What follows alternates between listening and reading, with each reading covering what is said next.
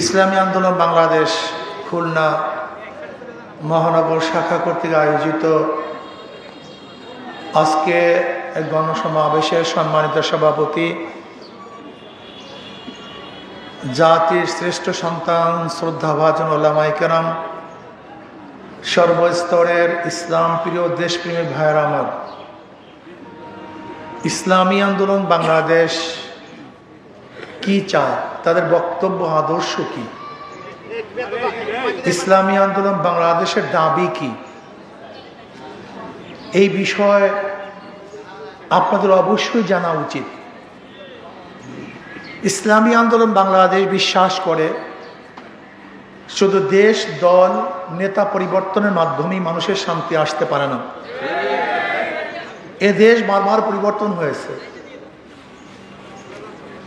এক সময় এ দেশের শাসক ছিল মুসলমান, ব্রিটিশ 200 বছর শোষণ করেছে, তাদের বিরুদ্ধে মুসলমানরা আন্দোলন সংগ্রাম করেছে, ব্রিটিশদেরকে এদেশ থেকে তাড়াতে বাধ্য করেছে। ভেবেছিলাম বৈষম্য দূর হবে, মানুষ শান্তি পাবে, কিন্তু ব্রিটিশ এদেশ থেকে যাওয়ার পরও মানুষ শান্তি পায় নাই, মুক্তি পায় নাই। ভেবেছিলাম যদি স্বাধীন এক কান্ট্রি করতে পারি, রাষ্ট্র করতে পারি, তাহলে মানুষ শান্তি পাবে। এর জন্য 47 আন্দোলন করে পাকিস্তান করলাম। ভেবেছিলাম বৈষম্য দূর হবে, মানুষ শান্তি পাবে, মুক্তি পাবে। কিন্তু আমরা কি দেখলাম? পশ্চিম পাকিস্তানের মানুষ পূর্ব পাকিস্তানের মানুষের সাথে বৈষম্য করছে। 71 আবার আন্দোলন করলাম, সংগ্রাম করলাম। কিসের জন্য? সাম্য, মানবিক মর্যাদা, সামাজিক ন্যায় বিচার প্রতিষ্ঠিত করার জন্য। 71 আন্দোলনের স্লোগান ছিল 3টা: সাম্য, মানবিক মর্যাদা, সামাজিক ন্যায় বিচার। সাম্য, সবাই সমান, ঋষি কামার মজদুর, জেলে তাঁতি, পুরুষ মহিলা, মুসলমান হিন্দু বৌদ্ধ খ্রিস্টান, যারা এই দেশের নাগরিক, তাদের মধ্যে সাম্যতা থাকা চাই। সব ক্ষেত্রে সাম্যতা থাকা চাই, চাকরির ক্ষেত্রে, ব্যবসার ক্ষেত্রে, অধিকারের ক্ষেত্রে, চিকিৎসা, বাসস্থান, অন্ন, বস্ত্র, খাদ্য, প্রত্যেকটা জায়গায় সাম্যতা থাকা চাই। এই সাম্যতার ভিত্তিতে দেশে আন্দোলন করেছিলাম। মানবিক মর্যাদা, সে যতই গরিব হোক না কেন, ঋষি হোক না কেন, কামার হোক না কেন, জেলে হোক না কেন, মেতর হোক না কেন, সে আশরাফুল মাখলুকাত। চাই সে ন্যাংরা হোক না কেন, খোরা হোক না কেন, সে মানুষ। চাই সে বস্তিতে থাকুক না কেন, রাজপ্রসাদে থাকুক না কেন, সে মানুষ। চাই সে আমার গোলাম হোক না কেন, আমি তার মালিক হোক না কেন, সে আমার মানুষ। সে গেটের দারোয়ান হোক না কেন, আমি তার চেয়ে বড় হই না কেন, সে মানুষ। মানবিক মর্যাদা চাই, আশরাফুল মাখলুকাতকে সম্মান করতে চাই, ইজ্জত করতে চাই। আল্লাহ পাক রব্বুল আলামিন এই মানব জাতিকে সম্মানিত করে সৃষ্টি করেছেন, আমরা তাদেরকে সম্মান, ইজ্জত দিতে চাই, কিন্তু সেই মানবিক মর্যাদা নেই। আজকে এই গরিবের টাকার পয়সা দিয়ে যাদেরকে চাকরির বেতনের পয়সা দেওয়া হয়, তাদের অফিসে ঢোকার পরে ওরা মানুষদেরকে মানুষ মনে করে না, ওরা জানোয়ারের চেয়ে খারাপ মনে করে। অথচ আমার মাথার ঘাম পায়ে ফেলানো টাকা দিয়ে তাদের চাকরির ব্যবস্থা করা হয়েছিল, বেতনের ব্যবস্থা করা হয়েছিল, কিন্তু সেখানে কোনো মানুষই যেতে পারে না। ওই অফিসগুলি আর মানুষের কোনো অফিস নেই, মানুষের সম্মান নাই, ইজ্জত নাই, মর্যাদা নাই। জুলুম, অত্যাচার, অবিচার, ঘুষ, দুর্নীতি মানুষকে মানুষ মনে করে না। এই মানবিক মর্যাদা দেওয়ার জন্য আন্দোলন করেছিলাম, সংগ্রাম করেছিলাম, ন্যায় বিচার প্রতিষ্ঠিত করার জন্য আন্দোলন করেছিলাম। যদি বাদশার ছেলে অন্যায় করে বিচার হবে, যদি শত্রুর ছেলেও দোষী না হয় তাকে ছেড়ে দিতে হবে। এই সামাজিক ন্যায় বিচার প্রতিষ্ঠিত করতে হবে। যে অন্যায় করবে তার বিরুদ্ধে রায় যাবে, যে অন্যায় করবে না তার বিরুদ্ধে অবৈধ রায় দেওয়া যাবে না। এর জন্য আন্দোলন করেছিলাম। কিন্তু 71-এর পরে আজকে 2024-এর জুলাই আগস্টের আন্দোলন আগ পর্যন্ত সেই বৈষম্য দূর হয়নি। মানবিক মর্যাদা প্রতিষ্ঠিত হয়নি, সামাজিক ন্যায় বিচার প্রতিষ্ঠিত হয়নি। আপনি কি দেখেছেন আওয়ামী লীগের আমলের অবস্থাটা কি? আওয়ামী লীগ কি করেছে? এমন কোন সেক্টর নয় যে সেক্টরকে সে ধ্বংস করে নেই। আওয়ামী লীগ যাওয়ার পরে শুধু নিজেই যায় নাই, সুপ্রিম কোর্টের চিফ জাস্টিস তিনিও বিদায় নিয়েছেন। আওয়ামী লীগ যাওয়ার পরে দেখা যায় সিআইডির যে প্রধান তিনিও বিদায় নিয়েছেন। আওয়ামী লীগ যাওয়ার পরে এনএসআর প্রধান তিনিও চলে গেছেন। ডিজিএফ এর প্রধান তিনিও নাই, তিনিও চলে গেছেন। এমনকি বাইতুল মুকাররমের ইমাম সাহেবও সেও থাকতে পারে নাই। তার মানিটা কি? একজন মেম্বার, চেয়ারম্যান, এমপি, উপজেলার চেয়ারম্যান সহ যতগুলি মানুষ আছে আওয়ামী লীগের সংশ্লিষ্ট, কেউ নাই। এমন কোন সেক্টর নয় যে সেক্টরে দুর্নীতি ছিল না, সেই সেক্টরকে ধ্বংস করে নেই। এমন কোন সেক্টর আপনি দেখাতে পারবেন না যেখানে সাংবাদিকরা বস্তুনিষ্ঠ সংবাদ পরিবেশন করবে। আওয়ামী লীগ বিদায় হওয়ার পর হাজার সাংবাদিক আজকে বাংলাদেশেই নেই। আপনি দেখুন, হাজার সাংবাদিক বাংলাদেশে নাই। যেখানে সাংবাদিকরা সমস্ত মানুষের সংবাদ প্রচার করবে, যেখানে সত্য বস্তুনিষ্ঠ সংবাদ উপস্থাপন করবে, সেখানে যে সাংবাদিকরা সত্য সংবাদ প্রকাশ করতে না পারে, তাহলে সাংবাদিকতার দরকারটা কি? ছেড়ে দেন, দরকার নাই তো, এটা করেন কেন? যদি সাংবাদিকরাও এক চোখা হয় আর চোখে দেখে, এই সাংবাদিকতার প্রয়োজনটা কি? আমরা কি জানতে পারবো? সব জায়গায় নষ্ট হয়ে গেছে। শুধু কি তাই, এই বিচারালকের অবস্থাটা কি? সরকার পতন হওয়ার পরে যারা খুন কেসের আসামি ছিল, ফাঁসির আসামি ছিল, সবাই মুক্ত হয়ে গেছে। এখন কেউ আর জেলে নেই। এমনকি মেডিকল হয়ে গেল, এমনকি আলাউদ্দিনের চেরাগ পেল যে সরকার পরিবর্তন হওয়ার সাথে আসামি সব বের হয়ে গেছে। আবার যারা আসামি ছিল না, সব আসামি হয়ে গেছে। কি বুঝলেন? বিচারালয়গুলিও স্বাধীন নেই, ওই বিচারকদের কলমও স্বাধীনভাবে চলে না। যেখানে একজন মানুষ প্রার্থনা করে জীবন নিয়ে, একজন বিচারকের হাতের মধ্যে থাকে তার জীবন, থাকা এবং না থাকা। সেই বিচারকের কাছেই এই বাড়ি আমার থাকবে কি থাকবে না, এই জমি আমি পাবো কি পাবো না, আমার জীবন থাকবে কি থাকবে না, আমি জেলে থাকবো না বাহিরে থাকবো, যেই বিচারকের দিকে তাকিয়ে থাকে আসামিগুলি, তার জীবন মরণ যার কাছে ন্যস্ত থাকে, সেই বিচারকের উপরেও যদি মানুষের আস্থা না থাকে, তাহলে মানুষ যাবে কোথায়? কোন জায়গায় যাবে আমাকে বলুন? রাস্তায় নিরাপদ নেই, হাঁটা চলায় নিরাপদ নেই, খাদ্যের মধ্যে নিরাপত্তা নেই, এমনকি ঔষধের মধ্যে ভেজাল, ডাক্তাররাও ভেজাল হয়ে গেছে, উকিলরাও ভেজাল হয়ে গেছে, সাংবাদিকরাও ভেজাল হয়ে গেছে। সব জায়গায় ভেজাল আর ভেজাল, 2 নম্বর আর 2 নম্বর, 2 নম্বর আর 2 নম্বর। এই দেশ চলতে পারে না, এটা দেশ না। ভেবেছিলাম এই ফেসিবাদ যদি দূর হয়ে যায় তাহলে মানুষ শান্তি পাবে, মুক্তি পাবে। এই আশা নিয়ে বুলেটের সামনে, কামানের সামনে ঝাঁপিয়ে পড়েছিলাম। যা কিছু হোক না কেন, ফেসিসকে রাখা যাবে না। ভেবেছিলাম এই ফেসিস দুনিয়ার থেকে উৎখাত হওয়ার পরই, বাংলাদেশ থেকে উৎখাত হওয়ার পরই আমরা শান্তি পাবো, মুক্তি পাবো। কিন্তু কি দেখলাম? 5ই আগস্টের পরে আবারও চাঁদাবাজি, আবারও দখলদারি, আবারও গুন্ডামি, আবারও মাস্তানি। আমরা কি দেখেছি? স্বামীকে বেঁধে রেখে স্ত্রীকে ধর্ষণ করার ইতিহাস এই বাংলাদেশে ঘটেছে। আমরা কি দেখেছি?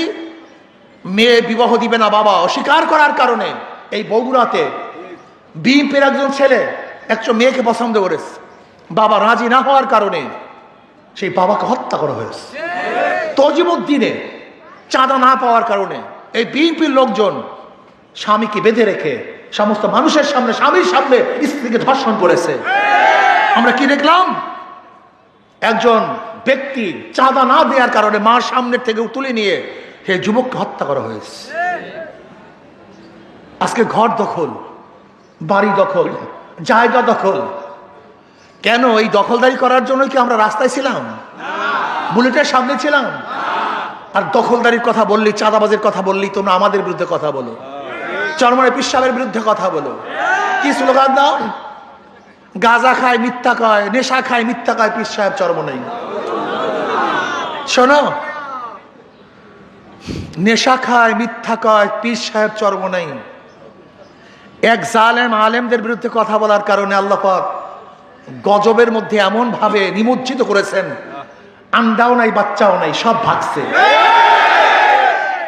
আজকে তোদের উপরে গজবের অপেক্ষায় আছে।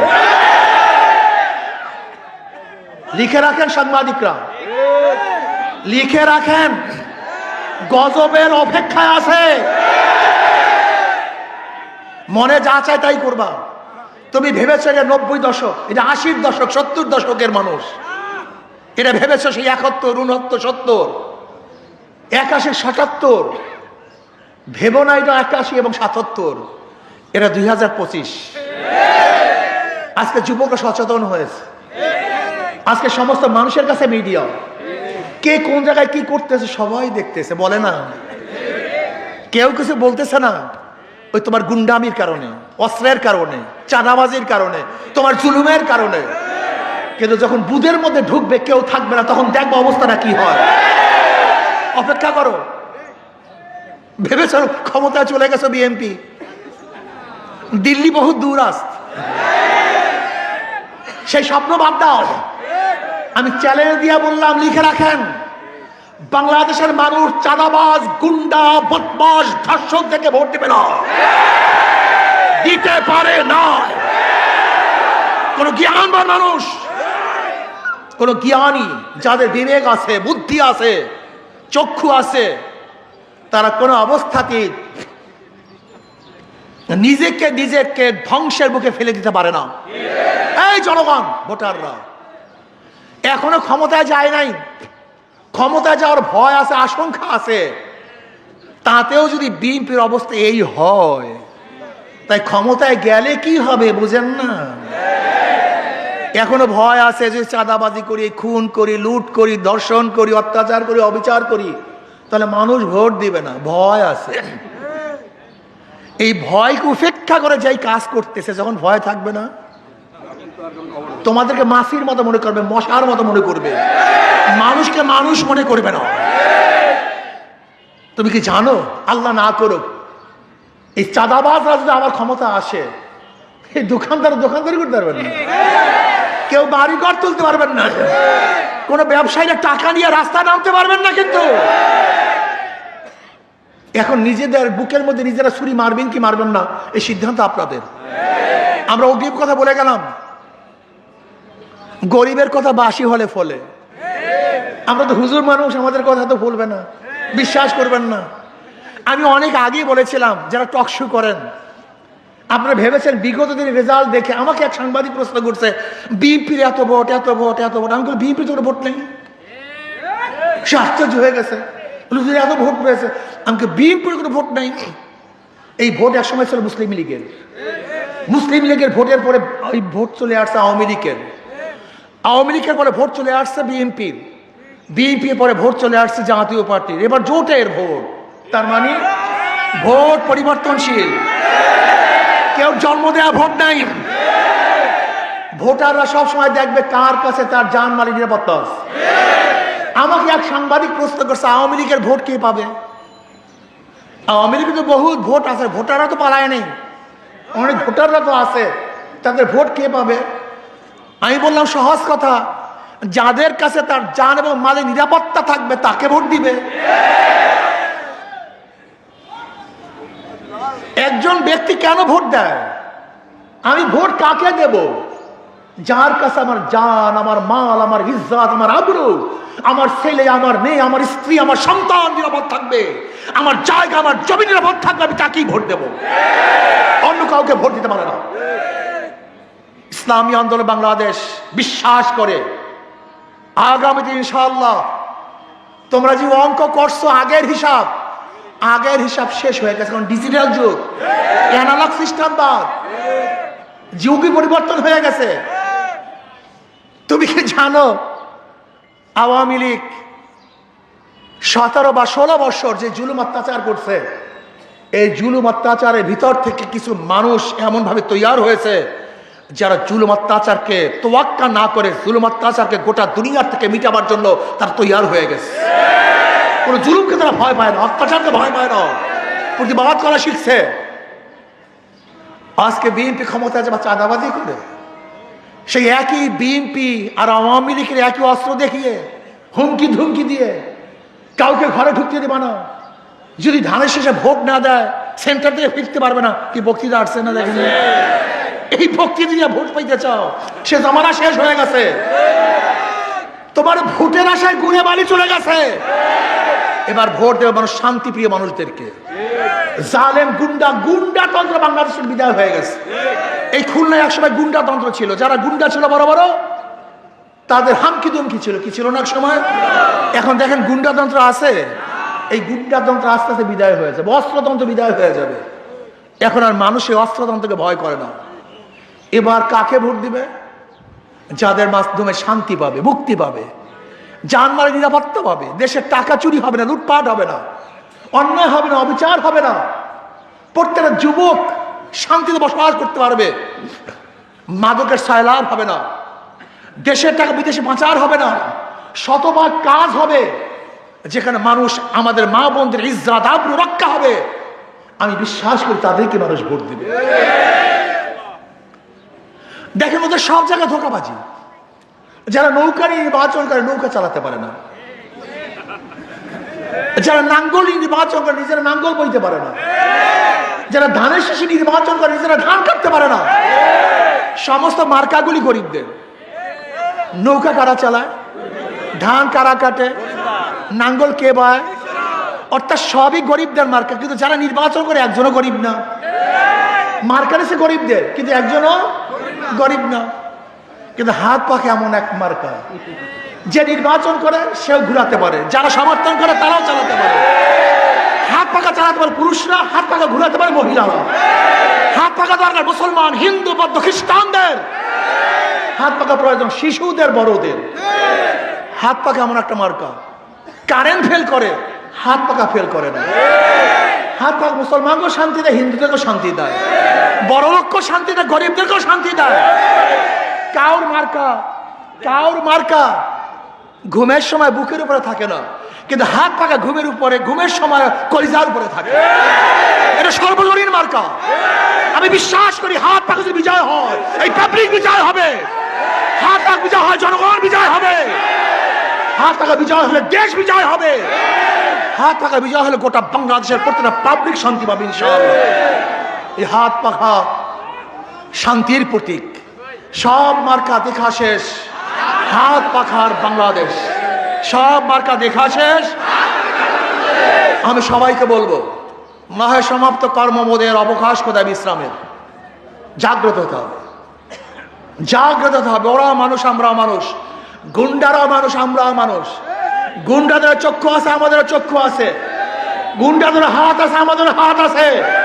ওদের পাও আছে, আমাদের পাও আছে। কোন গুন্ডা যদি গুন্ডামি করতে আসে, রুখে দেন, দাঁড়িয়ে যান। গুন্ডারা পালাতে বাধ্য হবে ইনশাআল্লাহ। গুন্ডাতন্ত্র বাংলাদেশ থেকে উৎখাত করবই করবে ইনশাআল্লাহ। আসুন ঐক্যবদ্ধভাবে আমরা ইনশাআল্লাহ কাজ করব। এখন থেকে দাওয়াতি কাজ করব, সবাই মাঝে দাওয়াত নিয়ে যাব। শোনেন, আর একটা কথা না বললেই নয়, ইসলামী খুবই আমাদের মধ্যে আছে। এক গাঁজা করে একজন প্রশ্ন করতেছে, হুজুর ইসলাম ক্ষমতায় আসলে আমার গাঁজার অবস্থাটা কি হবে? বেচারায় তো নেশাগ্রস্ত। আমি বললাম, বাবা তুমি মসজিদে গিয়ে কি গাঁজা সেবন করতে পারবা? বলেন না। আমি বললাম কেন? কারণ হুজুর পরিবেশ নেই। আমি বলি ইসলাম ক্ষমতা আসলে গোটা বাংলাদেশটা এমন পরিবেশ হয়ে যাবে যেখানে তোমার থেকে তুমি গাঁজা ছেড়ে দিবা, তোমাকে বলার কোনো প্রয়োজন হবে না। বিশ্বাস হয় না আপনাদের কথা? হয় নাই?